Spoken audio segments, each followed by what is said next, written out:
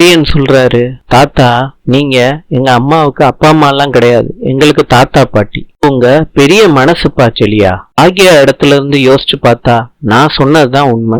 போகட்டும், அவன் இஷ்டப்பட்ட வாழ்க்கையை வாழட்டும். போனாதானே தெரியும் அவன் என்ன பண்ண போறான்னு ஈஸ்வரி கிட்ட கோபி சொல்றாரு. நான் கிளம்புறேம்மா, வீட்டுக்கு திரும்பியும் வரக்கூடாதுன்னு முடிவுல தான் இருந்தோம். நீங்க கூப்பிட்டீங்கன்னு தான் நான் வந்தேன். வந்தவன் இப்படிலாம் பண்ணுவேன்னு யாருக்கு தெரியும்? என் வாழ்க்கையில என்னெல்லாம் நடந்துச்சுன்னு குழந்தைகளுக்கு தெரியாம இருக்கலாம். உங்களுக்கும் அப்பாவுக்கும் நல்லா தெரியும்லம்மா. நான் மறுபடியும் பழைய கதையெல்லாம் பேச போறேன்னு நினைக்க வேண்டாம். ஒரு பொண்ணு பிடிச்சிருந்துச்சு, அவ்வளவுதான் கல்யாணம் பண்ணுவேன்னு அழுது ஒப்பாரி வச்சேன். அதான் பண்ணவே கூடாதுன்னு அவருக்கு நண்பரா இருந்த பொண்ண எனக்கு கட்டி வச்சுட்டாரு. அவ கடைசி முடியும் எனக்கு சமமா என்னால நினைக்கவே முடியலம்மா. கோபி, இந்த கதையெல்லாம் நான் ஆரம்பத்திலே கேட்டுட்டேன். இருக்கும் அவங்களுக்கு பிடிச்ச வாழ்க்கை ஒன்னும் அமையறது கிடையாது. கிடைச்ச வாழ்க்கையை ஏத்துக்கிட்டு வாழதான் செய்யறாங்க. குழந்தை பெத்ததுக்கு அப்புறமா விடு, நான் ஒன்னும் பேசல.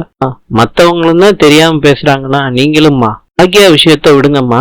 மத்தபடி எல்லா விஷயத்திலயும் நான் பொறுப்பான ஆளாதான் இருந்திருக்கேன். அப்பாவாவும் இருந்திருக்கேன். வீட்டுக்கு எவ்வளவோ விஷயம் செஞ்சிருக்கேன், மறந்துட்டீங்களாம்மா? பொறுப்பான பையன் பண்ண வேண்டிய வேலையா பண்ணிருக்க. கிடைச்ச வாழ்க்கை பிடிக்கலன்னு தான் எனக்கு பிடிச்ச வாழ்க்கையை தேடி போனேன்.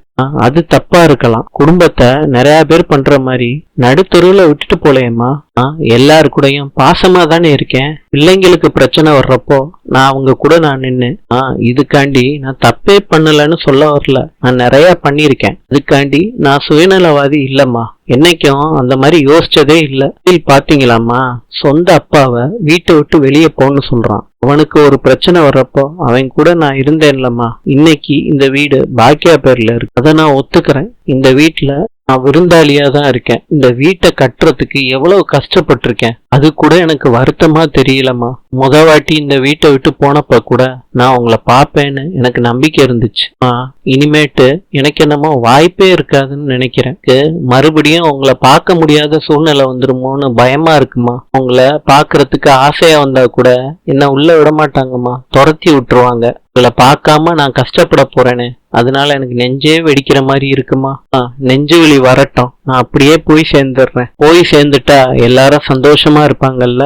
கோபி, இது அதெல்லாம் நீ பார்க்கணும்னு நினைச்சா பார்க்கலாம்ப்பா. என்னாலையும் உன்னை பார்க்காம இருக்க முடியாது கோபி. இல்லைங்க, என்ன தப்பு பண்ணாலும் ஒதுக்கி வைக்க முடியாதுரா. தாண்டி உன்னை பார்க்கவே கூடாதுன்னு அழிஞ்சு போயிருவனும் நான் நினைப்பேனா சொல்லு. இப்ப நான் நினைக்க மாட்டேன் கோபி. நீ அழாதப்பா, முதல்ல நீ எந்திரிச்சு நில்லு. நீங்க அப்பா எல்லாரும் தான் என்னோட பெரிய சப்போர்ட்னு நான் இவ்வளவு நாள் வாழ்ந்துகிட்டு இருந்தேன். நான் அனாதையா நான் நிக்க போறேங்கிறத எப்படிமா என்னால தாங்க முடியும்? அவ்வளவுதான்மா. அப்படிலாம் ஒண்ணும் இல்ல கோபி, நீ நல்லாதான் இருப்ப.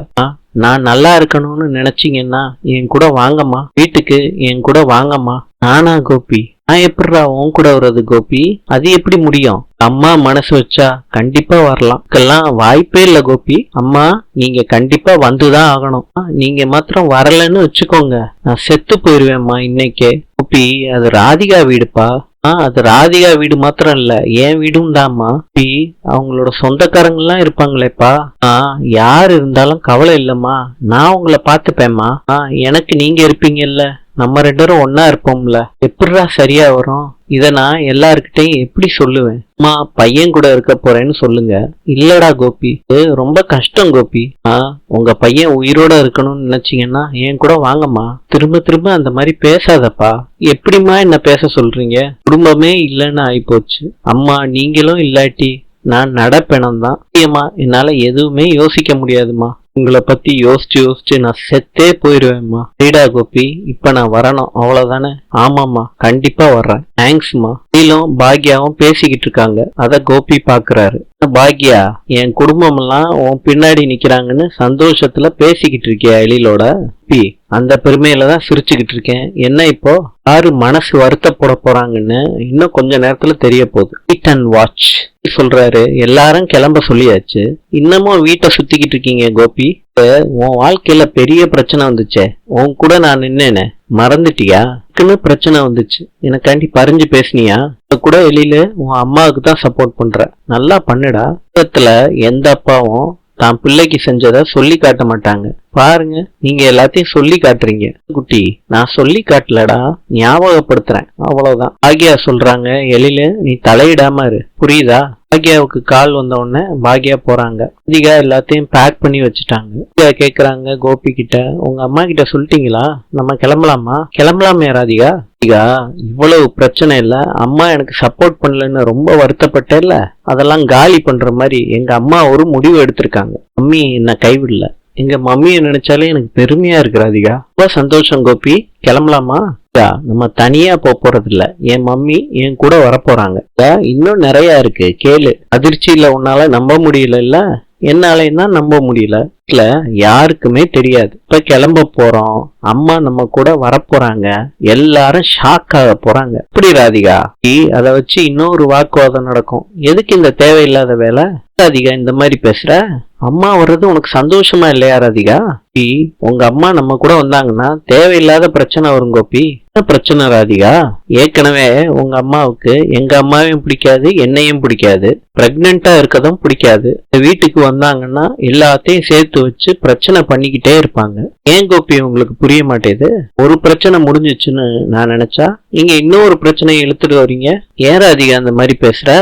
என் அம்மா பிரச்சனைங்கிற? உங்க அம்மா என் கூட இல்லாட்டி எனக்கு எதுவுமே இல்லைன்னு ஆயிரும். மருமகளா ஏத்துக்கிட்டு என் கூட சந்தோஷமா வரப்போறாங்கன்னா சந்தோஷமா கூட்டிட்டு போக வேண்டியதானே எங்க அம்மாவை. இரிட்டேட் பண்ணாதீங்க. பாக்யாவையும் எல்லாரையும் நீங்க இரிட்டேட் பண்ணணும்னு தான் அங்க கூட்டிட்டு வர போறீங்க. உங்க குடும்பத்தை பத்தி தான் யோசிக்கிறீங்களே தவிர என்ன பத்தி யோசிக்கவே இல்லை. உங்களை போய் நம்பினேன் பாருங்க, நான் பெரிய முட்டாள், ஃபூல். எதையும் புரிஞ்சுக்காத மனுஷனை நான் பார்த்ததே இல்லை. உன் வீட்டுல நீயும் அம்மாவும் இருப்பீங்க, நான் மாத்திரம் தனியா இருக்கணுமா? முடியாது. என் அம்மா எனக்கு வேணும், என் கூட இருக்கணும். என் அம்மா தான் சந்தோஷம். ஃபேமிலி உங்களுக்கு ஃபேமிலியாவே தெரியல அதானே? அவங்களும் எனக்கு ஃபேமிலி தான். இல்லாம எங்க அம்மா இருக்க முடியாது ராதிகா. கொஞ்ச நாளைக்கு முன்னாடி கோபி நீங்க இல்லாம இருந்திருக்காங்களே, நீ ஈஸியா சொல்லிட்ட. எங்க அம்மா எவ்வளவு வருத்தப்பட்டாங்கன்னு எனக்கு தான் தெரியும்.